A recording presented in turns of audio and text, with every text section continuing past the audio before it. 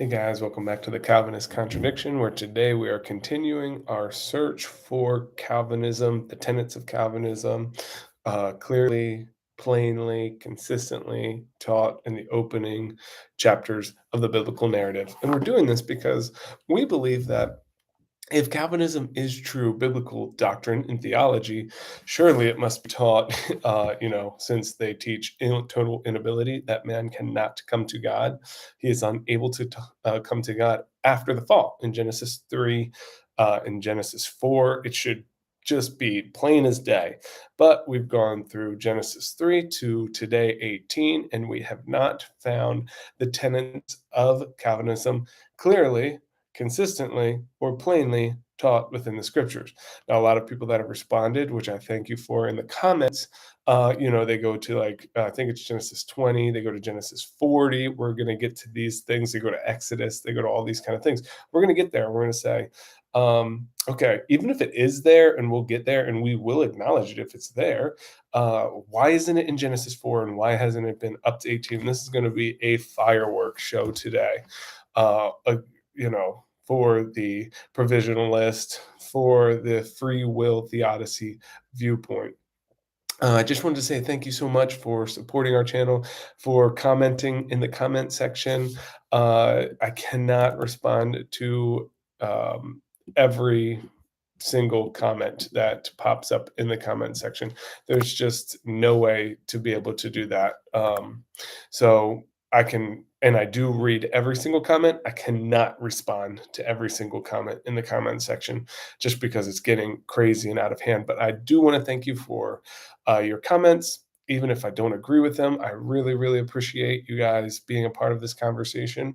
Also, please pray about supporting our ministry. I am a pastor in Asia Minor. I have a funeral ministry here. It's not a business, funeral ministry. I do have like side businesses online that I'm trying to grow, and so most of our finances are from support from the states where we're sent out through local churches, and so pray about supporting this ministry if you like the content.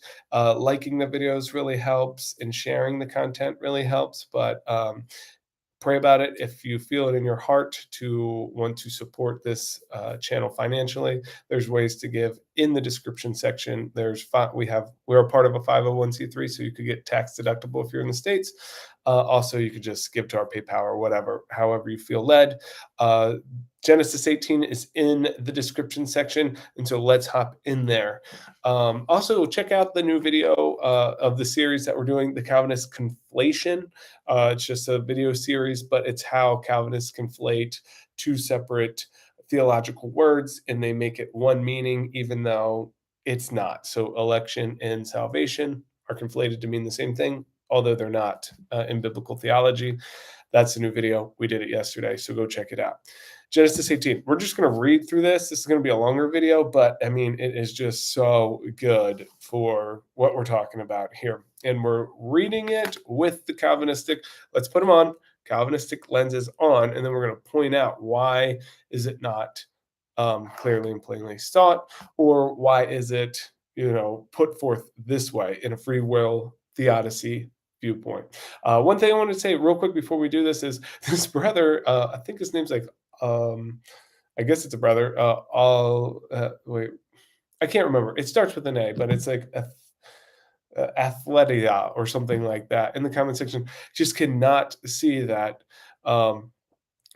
Me not reading a free will theodicy, I don't need to read a free will theodicy into the text. It's already there. And he always says, you read the text for what it says and, come away with a free will theodicy. That's exactly what I'm saying. I don't have to read Calvinism into the text because free will theodicy is already there. We're going to see that right now. Let's look. So now the Lord appeared by the oaks in Mamre while sitting at the tent door in the heat of the day. Now he appeared to who? Abram. That's who we're talking about, Abraham. And again, this is called a theophany. The invisible God, you can't see anything with an invisible God, has to reveal himself to humanity in a way that humanity can understand through its senses. And so sometimes it's a still small voice, sometimes it's a flaming pillar of fire, sometimes it's a east wind. Right now, it is a visible form of a man appearing in front of Abraham. Okay. Why would God have to do this? If God meticulously controls all things, he wouldn't have to. He could just make him understand. But that's not it. He wants him to understand.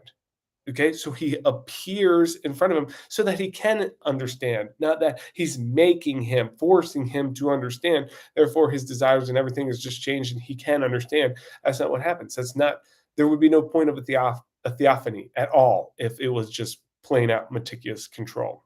But we already know that that's not how it runs. But I'm pointing this out for the Calvinists.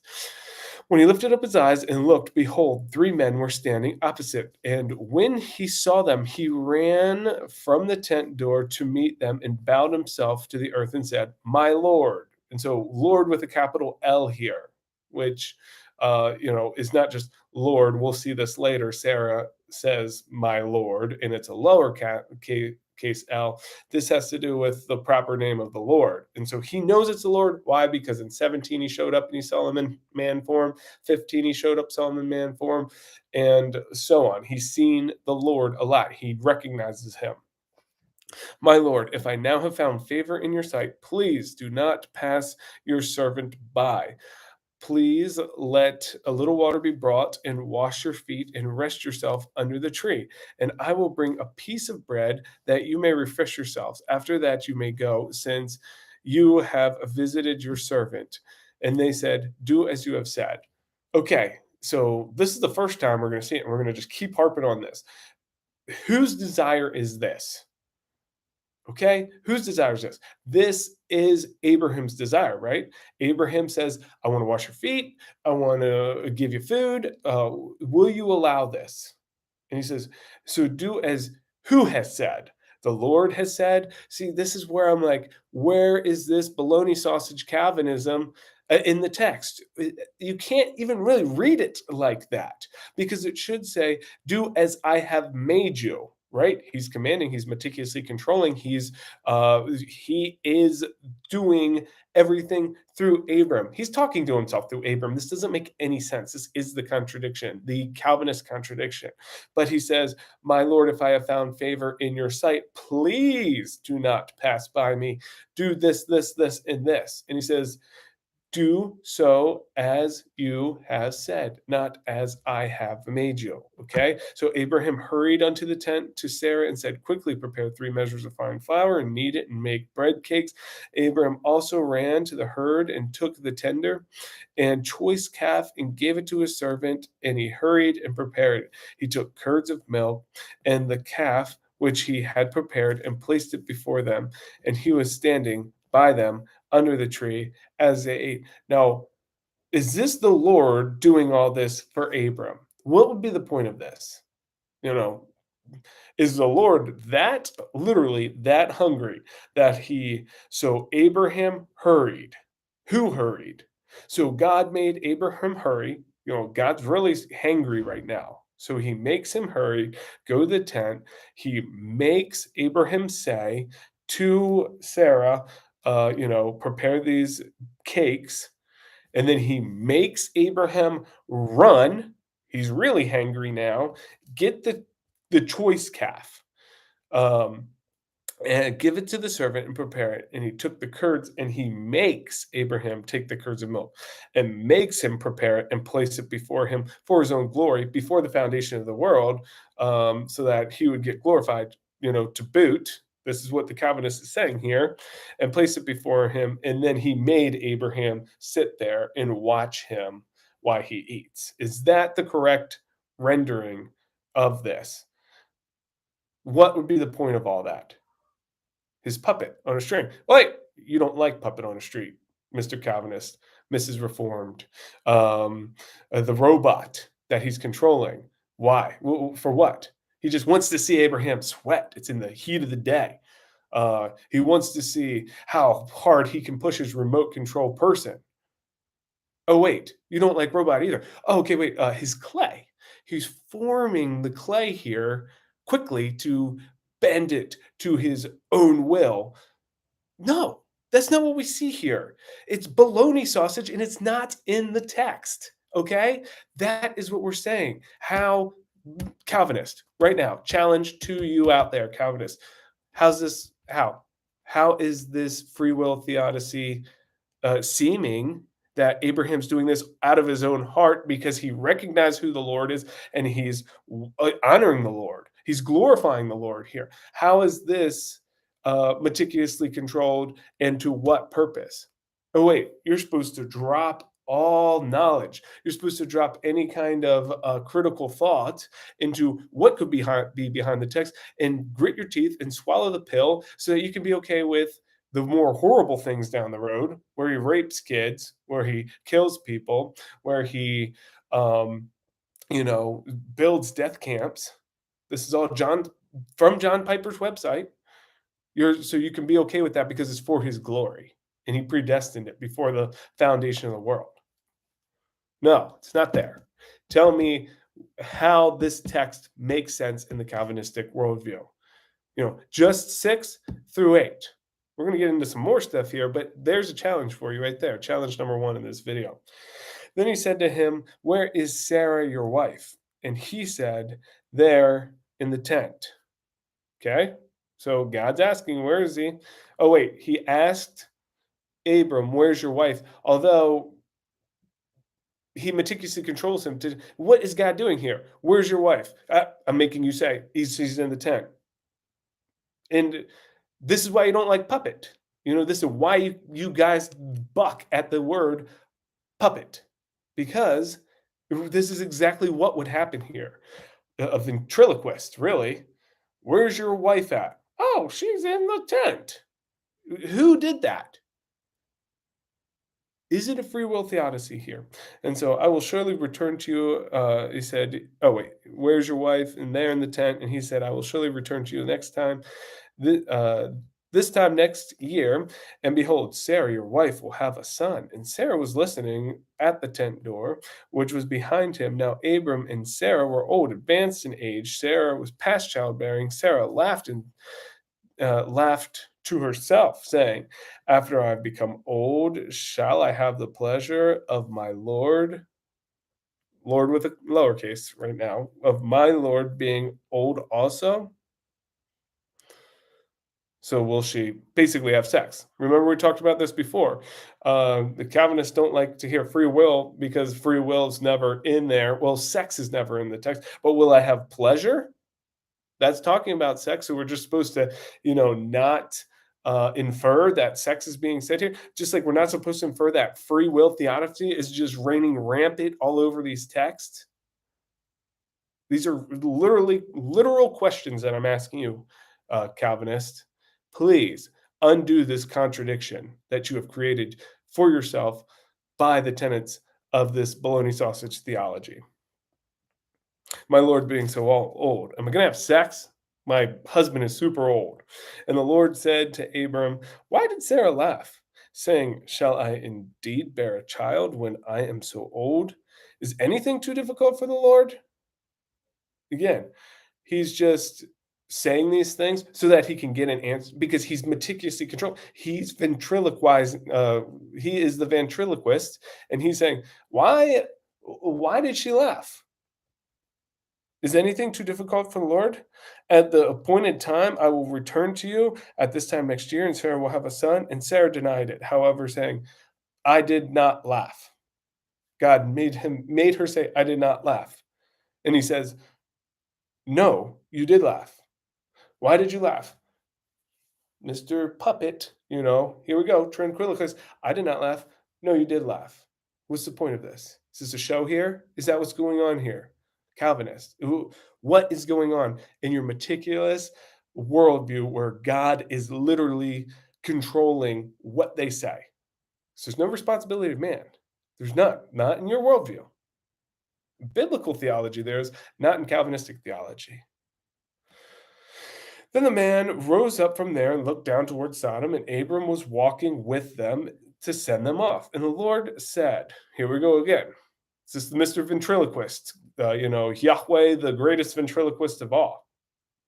Well, you know who that in their text say that they're the ventriloquist, that they do everything, is Islam. Islam and Calvinism are really strange bedmates. We have a whole video on that. Go check it out. The Lord said, "Shall I hide from Abraham what I'm about to do? Since Abram will surely become a great mighty nation, and in him all the nations of the earth will be blessed." Okay, why is he asking this question? Because in your worldview, Calvinist, before the foundation of the world, before Abraham was born in his mother womb, he chose him unto salvation. That's you guys have said it so many times in the comment. Genesis 12 is unto salvation. The call is unto salvation. It's not. We've gone over it in like five, maybe six videos now. It's not. It's a call to what? Well, he's about to say that actually, right here. The Lord's going to tell him. But the whole point of me asking right now is why is he even asking this question? Should I hide this from Abraham? I can meticulously control every thought, every dust mite that is in the world, every thought that he has, I control that. So why should I hide this from him? Is that the reasoning behind this? Or is it free world theodicy? Something else going on behind the text?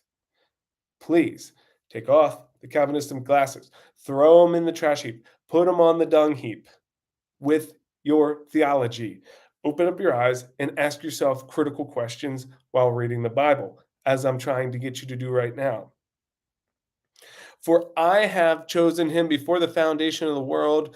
I have meticulously controlled him before the foundation of the world so that he would be saved unto salvation. He would be unconditionally elected. He's my limited atonement is applied to him irresistibly.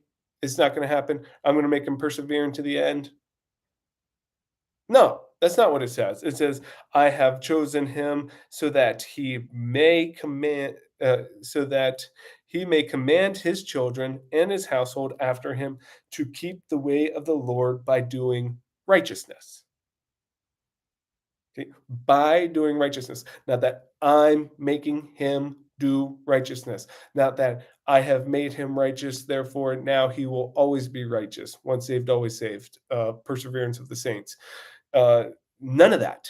It just says, "Oh, I have chosen him from the foundation of the world. I have elected him before the foundation of the world unto salvation." No. It says, "I have chosen him so that he may command his children to keep his household after him to keep the ways of the Lord by doing righteousness and justice, so that the Lord may, you know, have chosen before the foundation of the world for salvation." No, so that the Lord may bring upon Abram what he has spoken. What's that? That you will be my chosen people.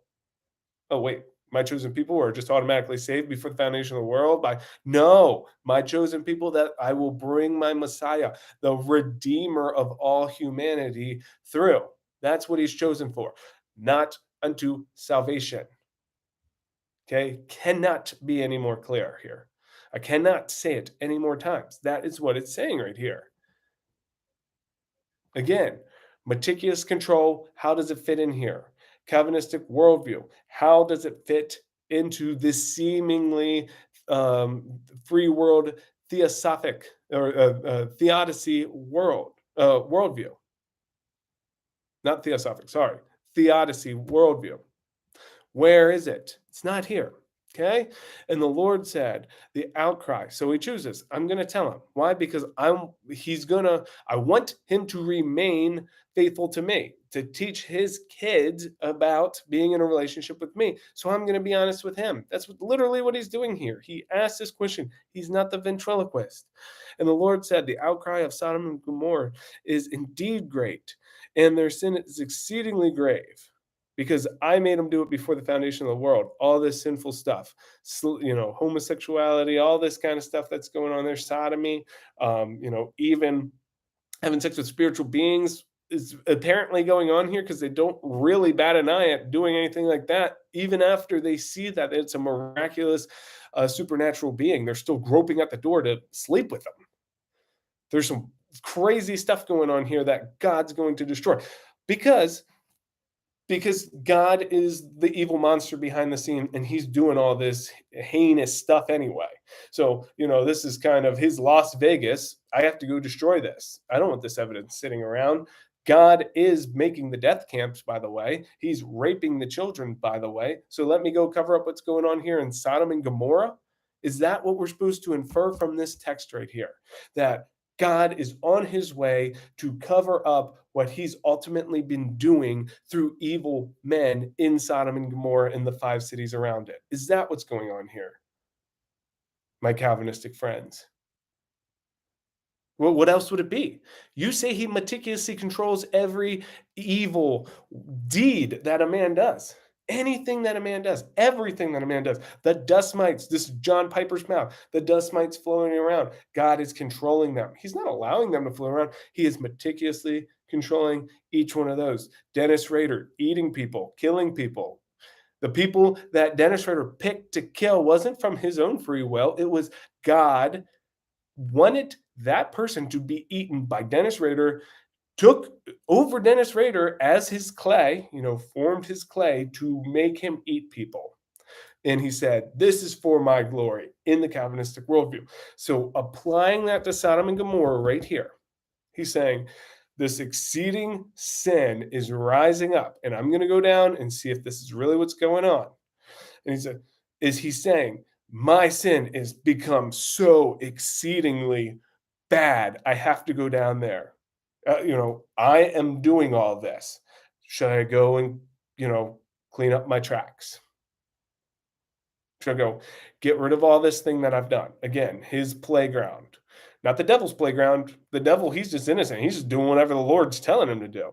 The devil is God in Calvinism because whatever the devil is doing, God is making him do it. So it's God doing it through the devil. The devil's innocent. Okay, this is Calvinism all the way played out to its end, which becomes untenable, which becomes the Calvinistic contradiction, which actually just becomes, um, more New Age in thought. Definitely becomes switches the God of the Bible with the devil. Because right here, evil men that are about to be destroyed is really just God. It's really, in the end, God coming to clean up his mess that he's made here in Sodom and Gomorrah. But I digress.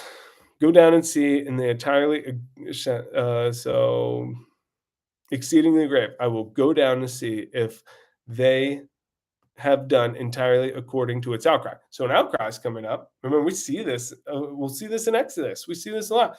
The outcry comes up to God, and God remember. Oh, we saw this in with, I think it's Genesis 9. God remembers. Oh yeah, Noah's down on that boat. Let's go look. So it's not that he doesn't not know. He foreknows everything, but foreknows doesn't equate to predestine. We're going to do that. That's a conflation, the Calvinist conflation right there. We're going to get into that. That's one of the next ones. And so, which have come to me, and if not, I will know. Well, he already knows, right? My friend Calvinist, because he did it all. It's him doing that. How do you make sense of this text? It's pretty obvious why you guys don't use these texts, at least in my estimation. And then the men turned from there and went towards Sodom, while Abraham was standing before the Lord. And Abraham came near and said, "Will you indeed sweep away the righteous with the wicked?" Well, in the Calvinistic worldview, what's the difference? Really, just all God doing it. Suppose there were 50 righteous men within the city. Will you indeed sweep it away? uh, and not spare the place for the sake of the 50 righteous who are in it. Far be it from you to do such a thing, to slay the righteous with the wicked, and so that the righteous and the wicked are treated alike. Abraham gets it. Abraham is not speaking Calvinism right here. Calvinism is the righteous and the wicked are the same. That's it, right there. It's all just God doing. All just God doing. It's just God doing through different things. Is that what he's saying? Or is he saying there's actually people in there who, with their free, what happens if there's people in there with a free will, with their own free will theodicy, with their own free will who are righteous? Would you kill them as well with them? And far be it from you, he gets it. Shall not the judge of all the earth deal justly? Well, in the Calvinistic system, no, he does not deal justly because he is the monster before the foundation of the world, killing, raping, building death camps. So how's he going to deal justly with anybody, with any human that with any human that says anything? How's he going to deal justly with anybody who says, "I'll abort a thousand fetuses. I don't care." How's he going to deal? Well, I abort every fetus. That's what God would say. So what's it to you? Who are you, oh man? You see where the systematic is just destroying whatever is trying to be, whatever God's trying to tell us through the text. Your systematic, your baloney sausage just destroys that meaning. And you have to place, now, albeit I'll give it to probably most of you out there, you don't critically think about it. You got in your echo chamber and you're just spouting it back out. But I'm saying, I'm here asking critical questions about how your systematic plays itself out. How? Well, we're going to go down. Well, sorry, this is really long, but this is like, how many times did I do it? 3 or 4 times. He says, "How? Who am I? I'm just dust." Well, let's just read a little bit more. I'm sorry it's going to go so long, but so the Lord said, "If I find Sodom 50 righteous within the city, then I will spare the whole place on their account." So what just happened there? Didn't he just persuade God to show mercy? And Abram replied, "Now behold, I have ventured to speak to the Lord. Although I am but dust and ashes, I am only clay." You know, he's not saying, "I'm only your robot and I'm only saying what you want. I'm only your puppet because you have your hand up my butt and you're making me say everything because you're the ventriloquist." No, I am just merely dust. You are not speaking through me. I'm merely dust and I'm requesting something. If you find 50 minus 5, 45, would you destroy it? I will not destroy it for 45. I'm going to paraphrase now because you guys know this story. He spoke to him yet again. Suppose 40 are found there. He said, "I will not destroy it on the count of 40. Oh, my Lord, do not be angry with me. Shall I speak? Suppose 30 are found there." And he said, "I will not destroy it for 30. What is going on here? Ventriloquist. For 40? No, I won't destroy it for 40. How about 30? No, I won't destroy it for 30. How about for 20? No, I won't destroy it for 20. For 10? Nope, I won't destroy it for 10. Okay, time to put you away now, Mr. Puppet. Bye." Is that what we're supposed to believe out of these texts? Or does Abraham, out of his own free will, say, "Hey, I know that my cousin's down here or my nephew's down here. He's got way more than 10 people in his clan. And so if I can get him down, if I can persuade the Lord, if I can ask the Lord, I love the Lord. I'm in a relationship with the Lord. He showed up a bunch of times. I just washed his feet. I gave him food." Are these things not all connected? That's what we're saying. Or is it really just the puppet, the ventriloquist? Which one are we supposed to take away? Abraham feels good with 10. He probably could have gone down to 1, just secured Lot. But he's like, hey, he's going to give it to Lot's clan that they haven't got wrapped up in all of this. Oh, wait. No, it's just Abraham already knows that Lot, whatever he's doing, the Lord's doing it through him, and so he's just separating Lot out from that because, oh yeah, God, whatever God's doing down there in Sodom and Gomorrah, if God wants him to be a part of that, He's going to make him get into all that orgy and all that crap. Is that what's really going on here? Or is he, deferring to a free will Lot down there? Man, he's my nephew. I've been in relationship with him. I know his character. He's and his clan are not going to be mixed up with this. So 10, I'm going to leave it at that. Okay, is which one? That's all I'm asking. You choose which one you want to believe. It's nothing to me. You choose the Calvinist stuff. You make God to be out to be a monster. You die and you stand before God. You are the one who's going to have to answer. But if I put forth what I've been doing, that God is actually way more loving than we could ever imagine. He gave his only son so that all could be redeemed through his name, as attested to all the scriptures, and that by believing you would have life in his name. That's John 20:31. Great verse. Love it. One of my favorite verses. Which one? I'm going to uh, defer to the free will. I'm always going to defer to a much more benevolent God than I know.